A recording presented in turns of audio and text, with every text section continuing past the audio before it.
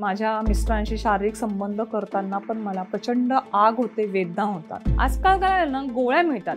गोळ्या मग घरच्या घरीच पेशंट घेतात आणि त्यांना अगदी इझिली जसं आपण पाळी आणतो तसं त्या गोळ्या घेतात. मुलांना चांगलं खायला करून घालते, पतीला घालते, सासू-सासऱ्यांना घालते, पण स्वतः शिळं अन्न खाते. तर आता ही त्यागमय वृत्ती बंद करा. नमस्कार, मी डॉक्टर शारदा निर्मळ महांडुळे.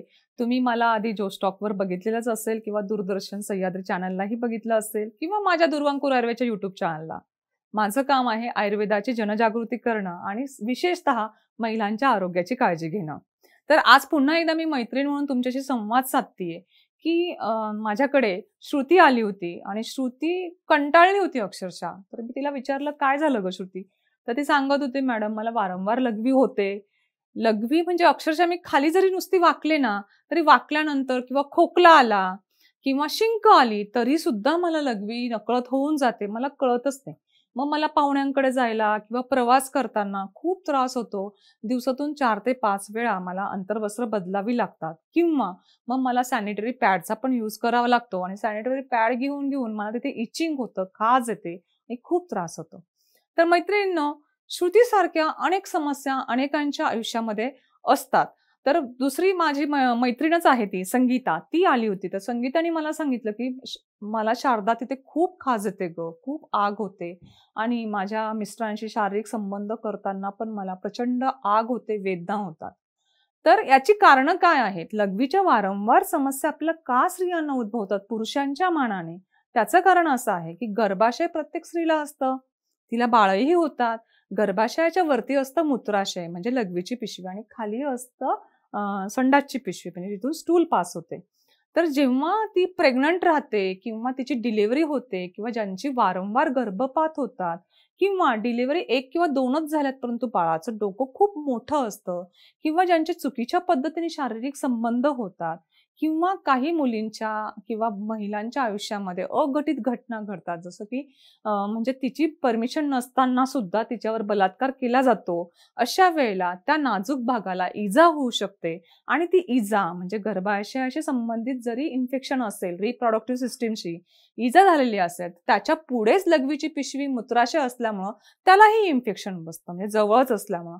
म्हणून स्त्रियांच्या आयुष्यामध्ये हे प्रॉब्लेम्स येतात. किंवा डिलिव्हरी खूप झाल्यात, आत्ताच्या काळात होत नाही, पण तो वारंवार, कारण आपण प्लॅनिंगच करत नाही ना आयुष्याचं. एक प्लॅनिंगने जर आपण आयुष्य जगलो तर वारंवार जे गर्भपात आहेत ते आपण टाळू शकतो.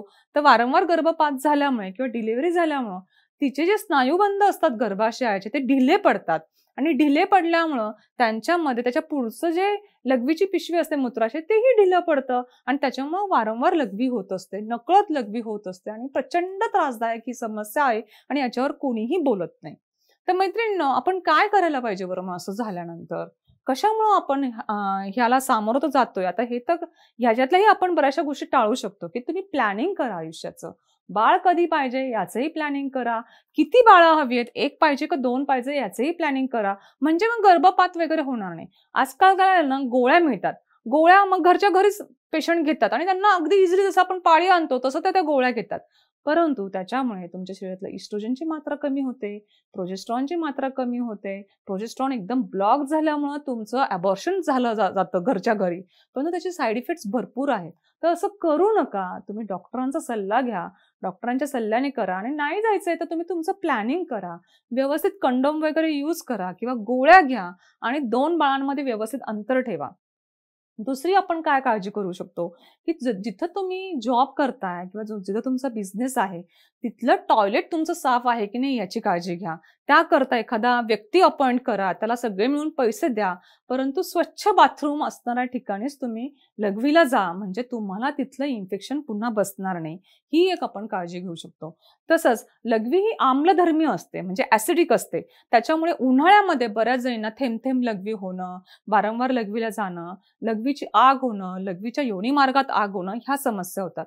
त्याच्याकरता दुपारच्या वेळेत तुम्ही आवळा सरबत, कैरीचं पन्हं, कोकम सरबत, लिंबू सरबत, ही सगळी फळं जी आहेत देवाने एक आपल्याला वरदान दिलंय. ही सगळी अल्कलायझर आहेत ना.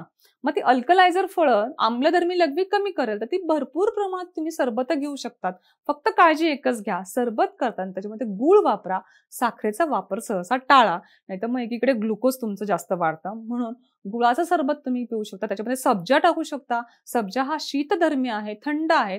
म्हणजे तुमचे हे घरच्या घरी तुमचे लघवीचे प्रॉब्लेम्स खूप कमी होतील. आणि एवढं करूनही आपल्याला तर त्रास होतोच आहे. आता श्वेता आली होती. श्वेताचं जवळजवळ तिच्या आयुष्यामध्ये 8 वेळा अबॉर्शन झालेलं होतं. त्याच्यामुळे तिची स्नायूबंध ढिली पडली होती.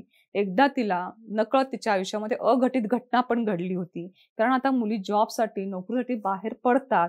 काही गोष्टी आपण टाळू शकत नाही. परंतु मागचा भूतकाळ काढण्यापेक्षा आता आपण वर्तमानात काय करू शकतो आणि भविष्य आपलं आरोग्यपूर्ण कसं करू शकतो ह्याच्यावर आपण जास्त भर देऊयात. तर तिचे स्नायूबंध खूप ढिल्ले पडले होते. तर अशा वेळी मी तिला काय केलं मग, सहचर तेल आणि चंदन बलालाक्षाचा, म्हणजे आयुर्वेदामध्ये उत्तरवस्ती हा एक प्रकार असतो की तो मी मूत्राशयामध्ये केला. तिचे जे ढिल्ले पडलेले स्नायूबंध आहेत त्याच्यात ताकद आली आणि तिचा हा त्रास कमी झाला. तुम्हाला जर डॉक्टरांकडे जाणं शक्य नसेल, डॉक्टर तुमच्यापासून, अर्थात आता सगळीकडे डॉक्टर्स आहेत, तुम्ही सल्ला घेऊ शकतात, पण कधी कधी आपण आपल्या आर्थिक परिस्थितीमुळे पण जाऊ शकत नाही. तर अशा वेळेला तुम्ही घरच्या घरी सिरप पुनर्नवासव, गोक्षूर अधिक काढा हेही घेऊ शकता. किंवा गोक्षूर, लाजाळू, पुनर्नवा यांचं चूर्ण तुम्ही बाजारातून विकत आणा आणि त्याचा काढा करून तुम्ही प्या. तरी सुद्धा तुमच्या लघवीची जळजळ, वारंवार लघवीला जाण्याची भावना तुमची कमी होऊ शकते. आणि एवढं करू नये, जर तुम्हाला त्रास होतच असेल तर जवळच्या डॉक्टरांचा तुम्ही जरूर सल्ला घ्या. परंतु मैत्रिणींनो, स्वतःवर प्रेम करा, स्वतःला महत्त्व द्या. तुम्ही किती दागिने घातलेत हे कोणीही बघणार नाहीये. तर तुमचं व्यक्तिमत्व कसं आहे आणि तुमच्या आरोग्याची काळजी तुम्ही कशी घेताय हे जास्त महत्वाचं आहे. आणि इथंच स्त्री चुकते, स्वतःवर प्रेम करत नाही. मुलांना चांगलं खायला करून घालते, पतीला घालते, सासूसासऱ्यांना घालते, पण स्वतः शिळं अन्न खाते. तर आता ही त्यागमय वृत्ती बंद करा. स्त्रियांमध्ये पूर्वीपासूनच सेवाभावी वृत्ती आहे, परंतु स्वतःला प्राधान्य द्या. डॉक्टरांचा जरूर सल्ला घ्या. मला असं वाटतं, तुम्ही जर ही सरबत पिलात किंवा गोक्षूर पुनर्नवा याचा काढा करून पिलात आणि मी टॉयलेटची जी तुम्हाला काळजी घ्यायला सांगितली, ही जर तुम्ही काळजी घेतली तर नक्कीच ह्या समस्येपासून आपण दूर जाऊ शकतो. धन्यवाद. हा व्हिडिओ आपल्याला कसा वाटला हे आम्हाला कमेंट सेक्शनमध्ये कळवा आणि आपल्या मित्रांसोबत शेअर करायला विसरू नका.